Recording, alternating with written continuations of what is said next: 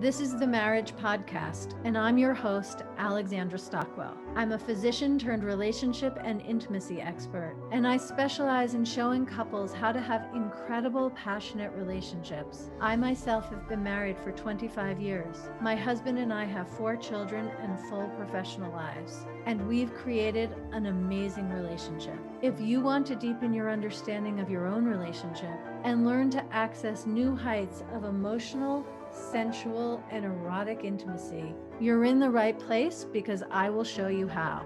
Let's dive in. Hey everyone, this is Alexandra, and on this episode of the Marriage Podcast, I'm going to be answering the question, why do so many married couples live like roommates?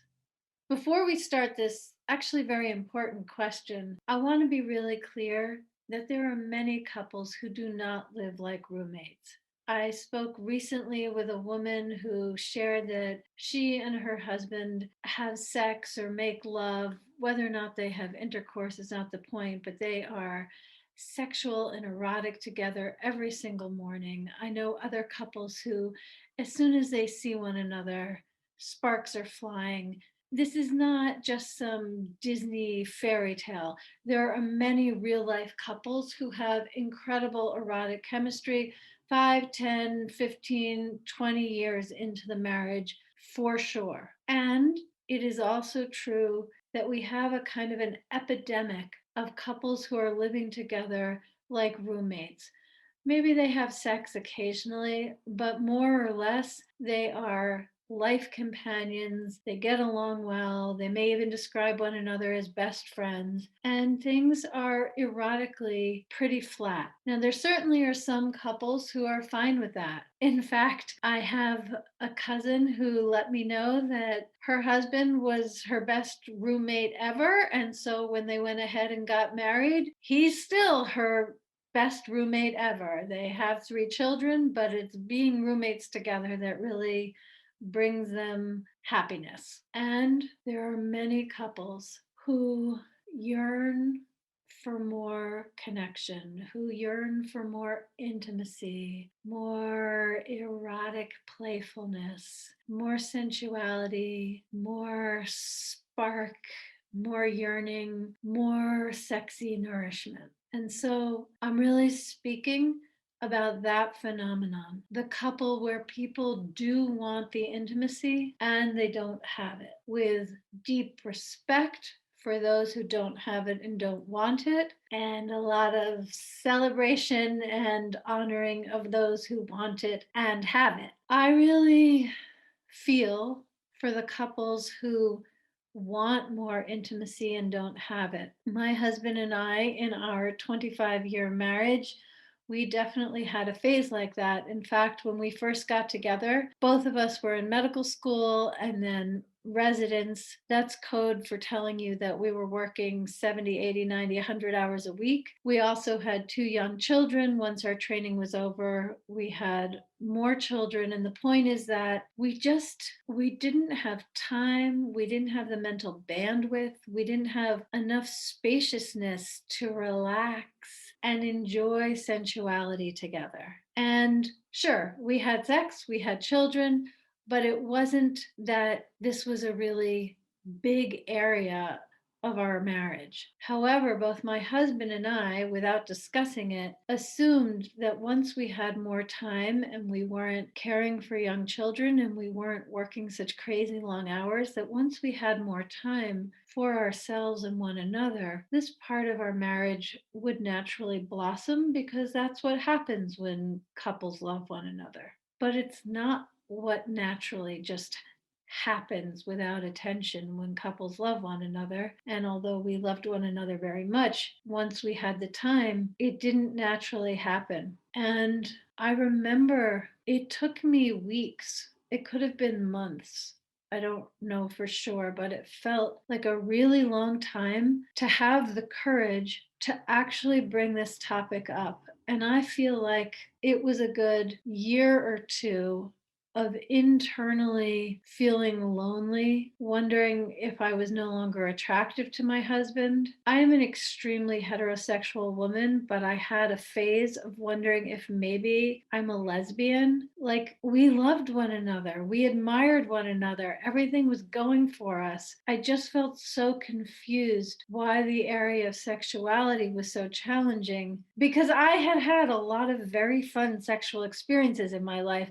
It's not like I thought I was broken. I just thought we were broken and then wondered if I had somehow become unappealing. So, what I want to share with this is that it took a great deal of courage and a lot of time thinking about it, trying to figure out what to say. The big risk for me as I thought about bringing this topic up with my husband is what if I say something and my worst fears come true? And because I bring up this concern, we eventually end up getting divorced. Now, I got to the point where I was like, well, if talking honestly about this actually leads to divorce, then that's the way it's going to go. But what I want to convey is that it was a real existential crisis for me to even have the courage to bring this up. And this is absolutely something that I see in other couples. When I am having an initial conversation with a couple, I definitely have seen that one or both of them is sharing concerns about a lack of intimacy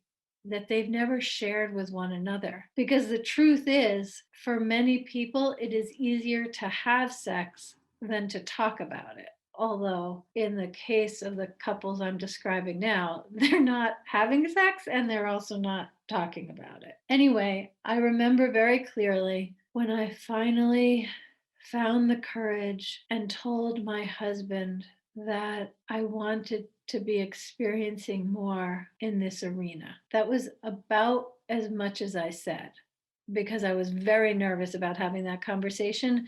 And never in a million years did I dream that I'd be sharing this story for absolutely anyone in the world to listen to, saying sex, intimacy, sensuality, lovemaking with ease. That is not who I was in those days. So, anyway, quaking, really concerned and full of fear about what the fallout would be about just bringing the topic up, I said that I wanted to be having more. That's probably what I said. And to my great relief and ultimately my great delight, my husband had this tension just drop away. He also felt such relief as he turned to me and said, "Me too. I want that too." And I'm sharing this story to really emphasize that even though in that moment nothing in particular had changed about our intimacy, knowing that he wanted it too and that we were in this together really made all the difference. And it already felt like something had shifted and there was a little bit more flirtatious energy between us. So if you're wondering whether to bring up this topic, the answer is yes. And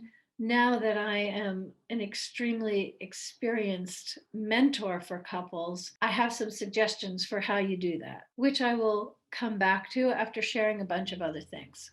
Now, why is it that so many married couples live like roommates? Well, first of all, we have a lot of false assumptions. Even unconsciously, many people, and sometimes consciously, have an idea that with another person, either you get to experience passion and ecstasy and all those incredible feelings and sensuality and sexuality, or you get to experience safety, steadiness, reliability, responsibility, and collaboration. Esther Perel has done an amazing job articulating this polarity, this dynamic where people either tend towards safety or they feel free to have the sparks. But if you have the safety with someone, most people then think they don't get to have the other as well. Another dynamic in this regard, which is really important, is if you are a competent, high achieving, ambitious woman, often those are energies that are incompatible with surrender and pleasure and sensuality. And so we really have a lot of work to do or a lot of play to do to learn to transition from being the purveyors of our home, making sure our children do what they need to do and get where they need to get and accomplish all the things that need accomplishing in a professional context. We need to learn to let that go. So much easier said than done. And really open and be spacious and unscripted and available and feel our feelings. That transition, which I've talked about as such a challenge for women, there's a way in which that transition can also be very challenging for men when it's not just physical sex, but the transition is into lovemaking and emotional connectedness and gazing in one another's eyes while being intimate together.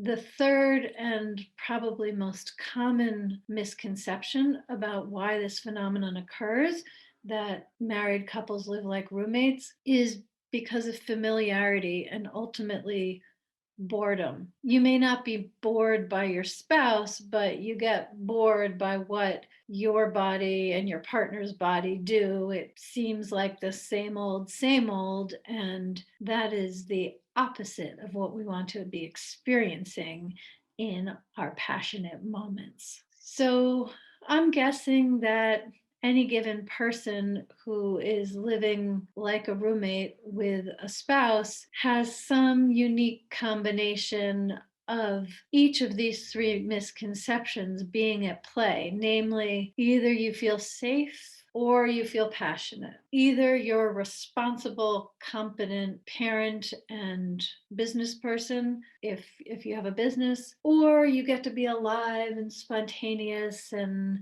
follow whims and be impulsive and honor your feelings. And then the third misconception is just that with time, we become acclimated to our partners and it just gets kind of boring. Okay, well, I very deliberately described each of these three things as misconceptions. They point to a phenomenon which occurs, so in that sense, they're real, but they don't have to be. And that's why I'm calling them misconceptions. They're misconceptions about how to engage in a good way with a partner. And the real antidote is to be uncompromising, to stop compromising and making adjustments so that your partner is more comfortable and instead, and so you're more comfortable in a way too, but instead learn to bring all of who you are to the relationship. So you get to experience safety and you get to bring your passionate, untamed, unbridled self as well. You get to be responsible,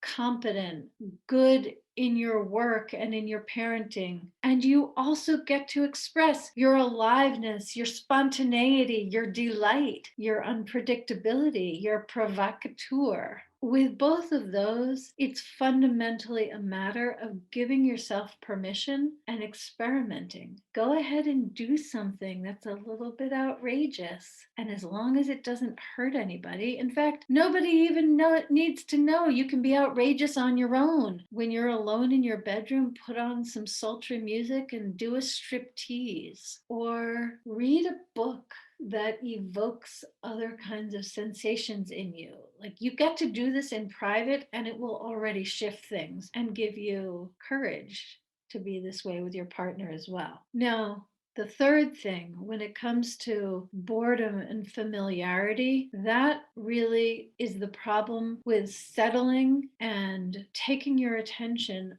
off yourself and your partner as evolving, dynamic, ever changing creatures. And so the way to act on what I'm saying is to cultivate curiosity. One of the pleasures of being with your partner is that he or she is so familiar and you can predict what his or her responses will be. Well, stop doing that because you're both evolving and you are not the same person you were 10 years ago or even yesterday in certain regards. So ask questions. What do you daydream about? If you could have dinner with any celebrity, who would it be And what would you ask? If you could rule a country, which one would it be? And what policies would you implement? You can cultivate curiosity on very profound topics. If your father were still alive, what would you want to say now? If you could be the Pope, what would you pray for?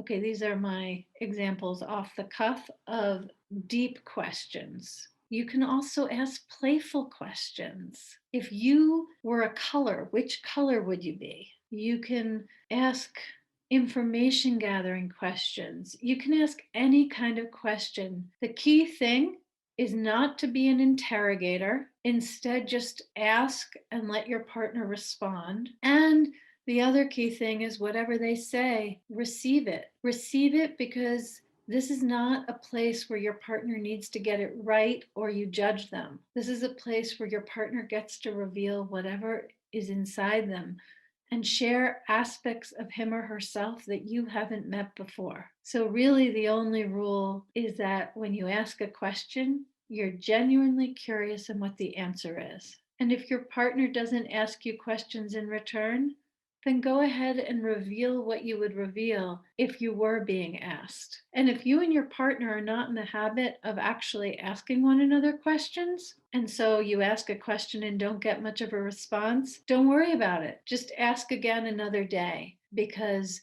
changing the dynamic between the two of you, sometimes that happens easily, and sometimes it takes more time, attention, and effort to ask again and again. So, obviously, there is a lot more to this. And in fact, it's exactly why I've created the Aligned and Hot Marriage program. So if I'm describing anything that really resonates with you and you want more aliveness, more sensuality, more depth in your emotional connection, you need to check out the Aligned and Hot Marriage program, because in that, I give you the roadmap to create a really juicy, alive, dynamic, passionate relationship. And in the meantime, if you just want to get started, go ahead and ask your partner some questions and then listen and receive the answers. I want to circle back to something I said earlier, and that is, if you're not currently making love, or not really very often, and you want more, the way that I recommend you bring this topic to your partner is to say, I love you, and I am so glad to be with you. I love our relationship, and I think it could be even better, because I think we could enjoy ourselves more in the bedroom, and I'd love to talk about it with you. You use your own words, but what I want to emphasize is that you start by saying what you love and appreciate about your relationship. And then you say, it can be even better. And then you bring up your concerns. If you just bring up your concerns without introducing it that way, it's kind of a natural response for your partner to get defensive or to feel attacked. And it's easy for the conversation to seem like you're blaming the other person. So again, just start by saying how glad you are to be together. And maybe you even share some special memories. And then talk about how there's one area that you think could be even better and line up with the goodness you have in your communication or in your family life, or whatever the case may be. So, the bottom line is that some people are quite content living like roommates. But if you're the hundreds of thousands, millions of people who are in a marriage where you actually want more passion, it is possible. It is possible if you've been together for 5 years, 10 years, 20 years, 30 years, 40 years. It is possible if you've been together for 50 years. And the key, well, one key definitely is to join the Aligned and Hot Marriage program, where I will give you the full download at a very manageable and pleasant pace so that you can absolutely transform this dynamic in your marriage. And the real key is to start with cultivating curiosity and bring more questions into your conversations. So start with that. And if you're ready to dive into the Aligned and Hot Marriage program, I can't wait to see you there. And if you're not quite ready, Start with questions and you'll soon be ready. Thank you for joining me for this episode of the Marriage Podcast. Please rate and review the show on iTunes. It really makes a difference. And if you have a question or a comment, reach out to me via my website at alexandrastockwell.com.